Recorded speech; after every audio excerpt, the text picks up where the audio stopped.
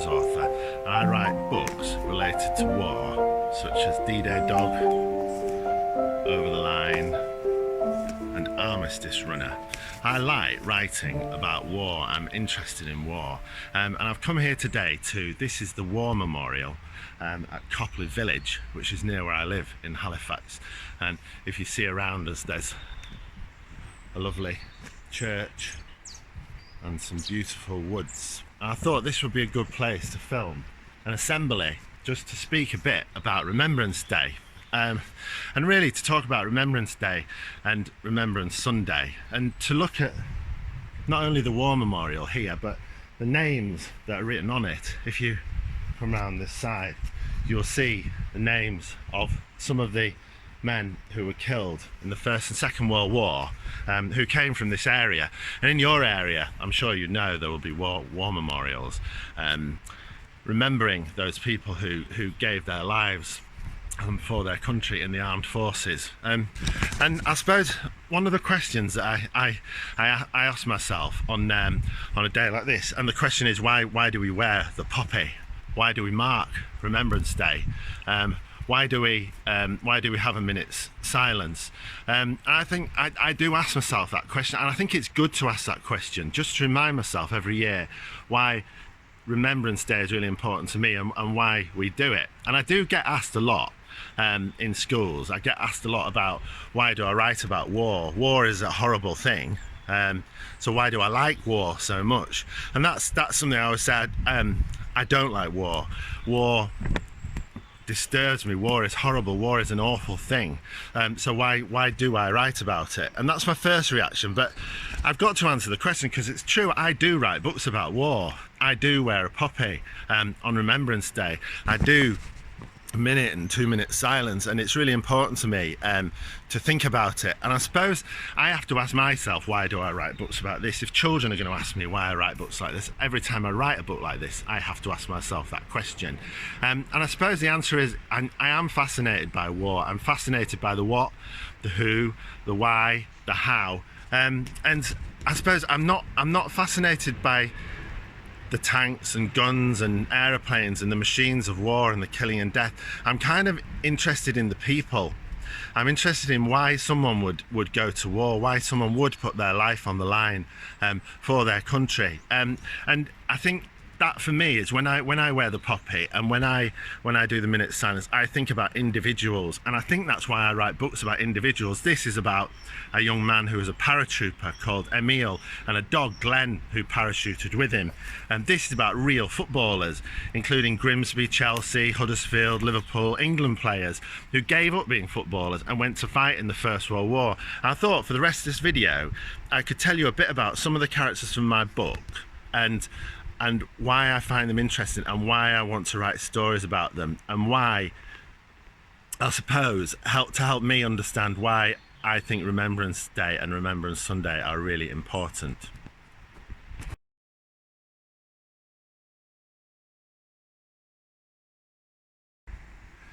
So when I research my books, I often go to war memorials and battlefields and commemoration places like this, so that I look at the names of the people, and I go to museums and find out about people who've been involved in war. For instance, this is a book I've written called Flyboy, and I went to the RAF museum in London, and I found out about an airman who was the first Sikh flyer for the Royal Flying Corps, which became the Royal Air Force. He was the first Sikh who flew, and he flew in 1915, 1916, and took part in the First World War, in the first sort of air battles over the trenches in the First World War. I found out about him, and I was fascinated. He came to England when he was aged 14 to study at school in this country, and he became very proud of the country that he'd come to live in, and he wanted to take part and help the British and the Commonwealth fight against the Germans in the First World War. And so I found out a lot about him just from finding his name on an interpretation board in the RAF museum. And I found out about other people as well. The book I've just been reading recently by Sophia Ahmed is about a young woman who's in the Second World War, and she's called Noor, and she has another code name, Nora. And she was a young woman from India, and she came to this country. She lived in France originally, and then she came to live in this country, and she ended up joining joining the Special Operations Executive. She was basically a spy in France for Britain during the Second World War, and she was very brave. And finding out about people like this is really important to me. I read books about them, I find out about them in museums, and it helps me make sure that, and in reading books like this, it inspires me to write my own books and make my own books more realistic and authentic to the people that I'm writing about. And probably the most important character I've written about that really made me think was the main one of the characters, and this is called Over the Line, and it's about footballers, and one of the footballers in it was called Sid Wheelhouse. And he, at the beginning when I was writing the book, he wasn't really a main character in the book. He was a big defender. At the beginning of the story, he's a big defender who's playing for Grimsby Town against Huddersfield Town, and he's big and strong. And then at the end of the book, he dies in a gas attack, and that's a true story. Grimsby Town footballer Sid Wheelhouse died in a gas attack in the First World War. And so I used him in the book.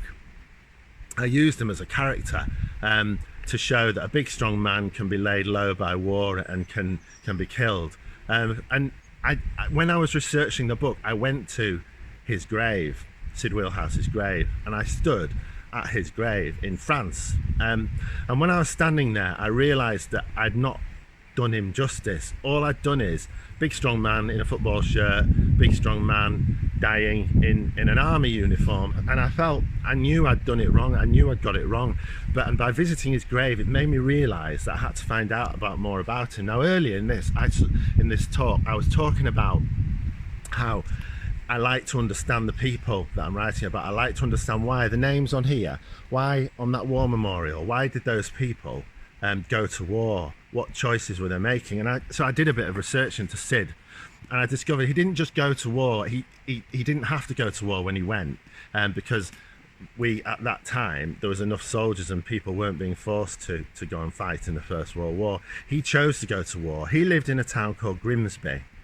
And Grimsby was on the coast, on the east coast, and the Germans at the beginning of the war had begun shelling, bombing towns on the east coast. So places like Scarborough, Whitby, Hartlepool were bombed by ships, German ships, and people who just lived in their normal houses, families, women, children, men, were being killed by these German shells. And Sid Wheelhouse lived in one of these towns on the English east coast, and that motivated him to go to war. He went to war because he knew that his children were vulnerable to German ships sending in bombs and bombing and shelling British and English towns, and that's why he chose to go to war. And for me, it was really important for me to know that, because I had to know, why would a man who's got children, got a family, go and put himself in danger and die for his country? It made me think, was he dying for his children, to keep his children safe? Was he dying for his country because he believed in his country? And I really had to find the answer to that. And that's why when I look at monuments like this, I look at the names and I think of each name and think, what's this?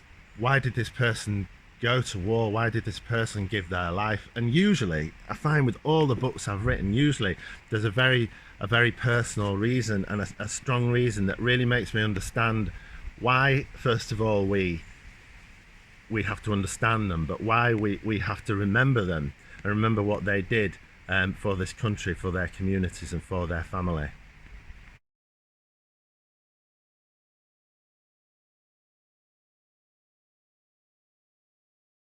So to answer the question that children ask me, why do I like war, which I've already talked about. Why am I interested in war? Why do I write books about it? Why do I wear poppies? Why do I come to war memorials and think on the names on there? And I suppose it's to pay my respects and to say thank you to the likes of Emile in D-Day Dog and Sid Wheelhouse in Over the Line. I'm trying to write their stories to say thank you and to try and, for me to understand, and I suppose for my readers to understand why they did what they did and what the significance is of what they did. I look at all these names on here, and I remember something very significant that happened when I was writing this book. This is called Rugby Academy, and this is about a rugby team, but a lot of their mums and dads are in the forces. And I went to an airbase called RAF Cosford in England, and I went there because I'm writing about families that are involved in war. I need to understand their situation. So I went and met the children and the parents, so the airmen and women, and they talked to me. And one thing they said really sticks with me.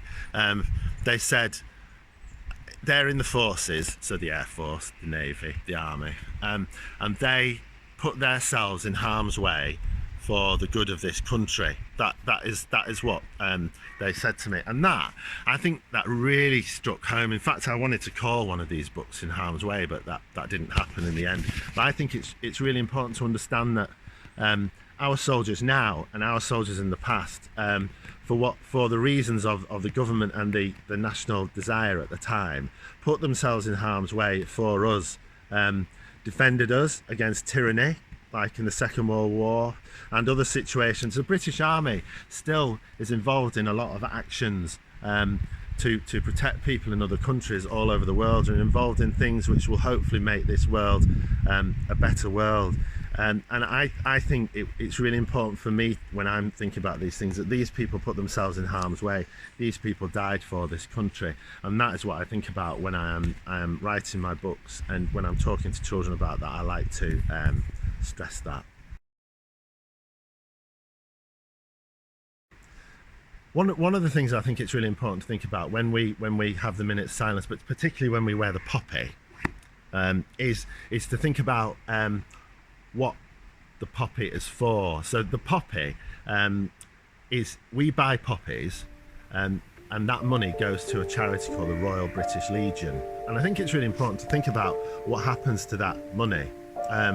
Because that money that we spend, like £1 or £5 or whatever we can afford to spend on a poppy, that money goes towards supporting servicemen and servicewomen from the Army, the Navy, and the Air Force, and it goes towards supporting their families if those men and women have been injured or even killed in war situations. That money supports their families and helps them physically and mentally, and helps them look after their families. And it's really important for us to understand that when men and women come back from war, they can be traumatized, they can be physically injured, they can be dead and come back in a coffin, and they still have families that we need to think about and look after.